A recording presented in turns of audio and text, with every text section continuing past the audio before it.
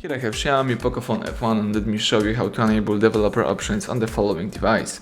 So at the very beginning, let's start by using your home screen. Then find and select the settings. From the list of settings, let's choose About Phone. Here you need to find the MIUI version right here, and let's tab a couple of times on this MIUI version. As you can see, you are now a developer, so you can go back, and right here you need to find and select the additional settings, and here you need to choose developer options. So here you've got the full list of developer features that you can use. For example, you can enable OEM Unlocking and allow the bootloader to be unlocked. Let's just tab enable.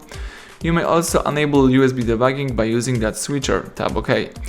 Here you can also use other hidden features such as enable view attribute inspection. You can select debug app, or for example select log level. So basically everything is right here. Thank you for watching. Please subscribe our channel, leave thumbs up under the video.